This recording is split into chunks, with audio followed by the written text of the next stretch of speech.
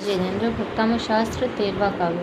वक्त्रं क्वते सुरनरोरगनेत्रहारिणी शेष्य निर्जत जगत्कृते योपमानं विमं कलङ्कमलिनं निशाकरस्य यद्वा सरे भवति पाण्डुपलाशकल्पम्। हे देवाधिदेव, सुर नर नाग नयन मनहारी उपमातीत कहाँ तो आपका श्रीमुख और पलाश के फूल सा फीका पड़ने वाला कलंकी चंद्रमा कहाँ। सच है, आप अनुपम हैं। भावार्थ: हे जिनेन्द्र देव, तीनों जगत के सूर नर धर्णेन्द्र आदि के नेत्रों को मोहने वाले आपके सुंदर अनुपम निष्कलंक कांतिवान मुख की तुलना चंद्रमा से करना उपयुक्त नहीं है। अर्थात आपके मुख को चंद्रमा की उपमा नहीं दी जा सकती, क्योंकि चंद्रमा में कलंक है। वह केवल रात में ही शोभायमान होता है, दिन में पलाश के जीर्ण पत्ते की भांति निस्तेज पीला फीका पड़ जाता है, जबकि आपका मुख सदा अर्थात दिन और रात दोनों में एक समान समुज्ज्वल रहता है। उसकी कांति कभी भी मलिन नहीं होती। फिर जो चित्त में भक्ति धारण करता है, मुख में स्तुति धारण करता है, सिर पर दोनों हाथ धारण करता है, नमस्कार के लिए वह धन्य है। भक्ताम स्तोत्र की पावन आराधना से 13वें काव्य में प्रवेश पा रहे हैं। चेहरा हृदय की अनुक्रमणिका होता है। चेहरा बोलता है। हमारे अंतरंग में कौन से भाव चल रहे हैं, वे भाव चेहरे पर ही वैसे ही झलकने लगते हैं, जैसे गुब्बारे में भरी हुई गैस से गुब्बारा फूलने लगता है। जब गुब्बारे में अधिक गैस भर जाती है तो गुब्बारा अधिक फूलता है। गुब्बारे में गैस कम भरी होती है तो गुब्बारा कम। चेहरा बोलता है, अभी तक आँखों कम फूलता है। गुब्बारे का रंग लाल हो तो चाहे नीला हो चाहे काला हो, रंगों से कोई प्रयोजन नहीं। गुब्बारा रंगों से नहीं फूलता, गुब्बारा हवा से फूलता है। जब भीतर में गैस पहुंचती है, वायु पहुंचती है तो गुब्बारा फूलता है। गुब्बारे का फूलना यह बताता है कि भीतर में गैस है, भीतर में ऑक्सीजन है, भीतर में वायु है। उसी तरह चेहरे का प्रसन्न होना, प्रमुदित होना हृदय के भावों को बताता है। पुस्तक पढ़ना बालपन में प्रारंभ होता है। चेहरा पढ़ना उससे पहले जन्म से ही प्रारंभ होता है। सबसे पहले शिशु पुस्तक पढ़ना सीखता है या माँ के चेहरे को पढ़ना सीखता है। सबसे पहले माँ पुस्तक को पढ़ना सीखते हैं या चेहरा पढ़ना सीखते हैं। सबसे पहले हम बोलना सीखते हैं कि हमारा चेहरा बोलना सीखता है। यदि आपका चेहरा बोल रहा है तो आपको बोलने की आवश्यकता क्या, और यदि आपका चेहरा नहीं बोल रहा है तो ऊपर से झूठ बोलने की आवश्यकता क्या। जब आपका चेहरा ही बता रहा है कि आप प्रसन्न हैं, तब मुझे पूछने की आवश्यकता क्या। जब आपका चेहरा ही बोल रहा है कि हम महाराज श्री की सेवा करके खुश हैं, तब फिर बताने की आवश्यकता क्या। क्रिया से कर्ता की पहचान होती है। यह संस्कृत भाषा का नियम है। यदि गच्छामि लिख दिया है तो कर्ता नहीं भी लिखा है तो अहम मानना ही पड़ेगा। यदि गच्छाव लिख दिया है और कर्ता नहीं भी लिखा है तो आवाम खाली स्थान में रहना ही होगा।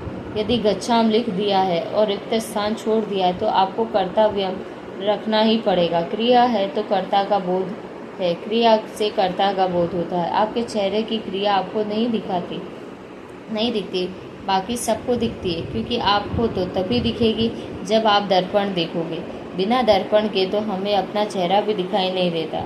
रविंद्रनाथ टैगोर जी एक बात कहा करते थे, यदि चेहरे पर विषाद हो, चेहरे पे संक्लेश हो, तो फिर अपना चेहरा किसी को नहीं दिखाना चाहिए।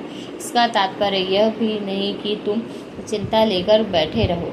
जो उसका समाधान कर सकता है उससे आप समाधान कराइए, संतोष और खुश होइए। खिलते हुए फूल और प्रसन्न चेहरे सबको अच्छे लगते हैं। चेहरे पर वीतरागता का भाव होना चाहिए। चेहरे पर राग का भाव, द्वेष का भाव, वैर का भाव, क्रोध का भाव सब उतर के आ जाते हैं। हमारा चित्त ही होता है जो हृदय के भावों को उतार कर चेहरे पर रख देता है। इसीलिए फ़ोटो चेहरे की ली जाती है, क्योंकि हृदय की फ़ोटो कोई ले नहीं सकता। एक्सरा ले लो, उसमें भाव पकड़ने में नहीं आते। भाव को पकड़ने का विज्ञान चेहरा ही है।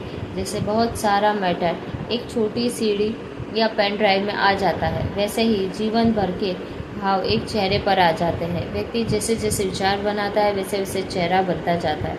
जिसके प्रशस्त भाव चलते हैं उसका चेहरा प्रशस्त बनता जाता है। जिसके अप्रशस्त भाव चलते हैं अप्रशस्त चेहरा होता है। विचार पवित्र होते हैं तो चेहरा पवित्र होता है। विचार अशुद्ध होते हैं चेहरा खिन्न होता है हो जाता है। यदि व्यक्ति देव जाति जानने वाला है और उसका चेहरा प्रसन्न बनता जाएगा, व्यक्ति नरक गति जानने वाला तो उसका चेहरा खिन्न बन जाएगा।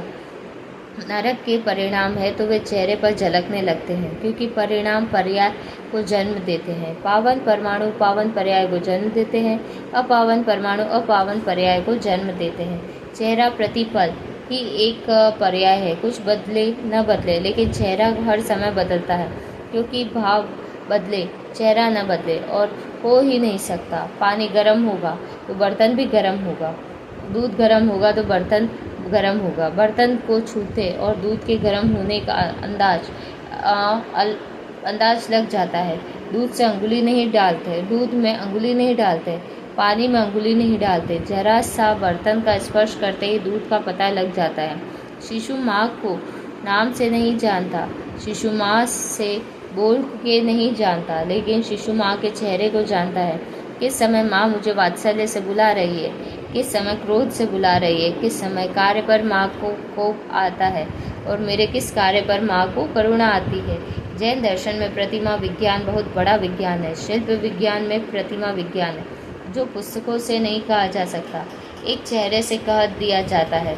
गोमटेश्वर बाहुबली की प्रतिमा बोलती है, चेहरा बोलता है। अभी तक लाखों व्यक्ति पढ़ चुके हैं। पढ़ने वालों की भाषा अलग अलग होती है, लेकिन लिखा तो एक ही भाषा में है, वीतरागता की भाषा, जो गोमटेश के मुखमंडल पर लिखी। उस परिभाषा को अंग्रेजी भाषा वाले अपनी भाषा में पढ़ते हैं, लेकिन हिंदी वाले अपनी भाषा में, कन्नड़ अपनी भाषा में, मराठी अपनी भाषा में, सभी अपनी अपनी भाषा में पढ़ लेते हैं। शिल्प विज्ञान एक ऐसा ही विज्ञान है, क्योंकि हम जानते हैं चेहरा बोलता है। शिल्पी के हृदय के भाव शिल्प में आ जाते हैं, कवि के हृदय के भाव कविता में आ जाते हैं, वैसे ही हमारे भाव हमारे चेहरे पर आ जाते हैं। महाव्रती महान आत्मा बिना बोले ही मोक्ष मार्ग का निरूपण कर देते हैं। मुनि मौन रहते हैं, मोक्ष मार्ग का निरूपण हो रहा है। तीर्थंकर आदिनाथ 1000 वर्ष तक नहीं बोले, महावीर स्वामी 12 वर्ष तक नहीं बोले। क्यों नहीं बोले? क्योंकि उनका चेहरा बोलता था। यदि तुम्हारा चेहरा ही बोल रहा है तो आप मत बोलो। सच बात है, बिना बोले ही गुरु के पास बैठने में आनंद आता है।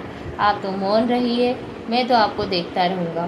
देखने में ही आपके अंदर जो उज्जवल भाव जागेंगे, वे स्वाध्याय के भाव जागेंगे, सामायिक के भाव जागेंगे, प्रतिक्रमण के भाव जागेंगे। वे सब भाव तो उपहार में हम ही को मिलेंगे। पुस्तक का पेज पलटते जाते हैं, वैसे चेहरे के भाव भी पलटते जाते हैं। मैं दमोह में आचार्य विद्यासागर जी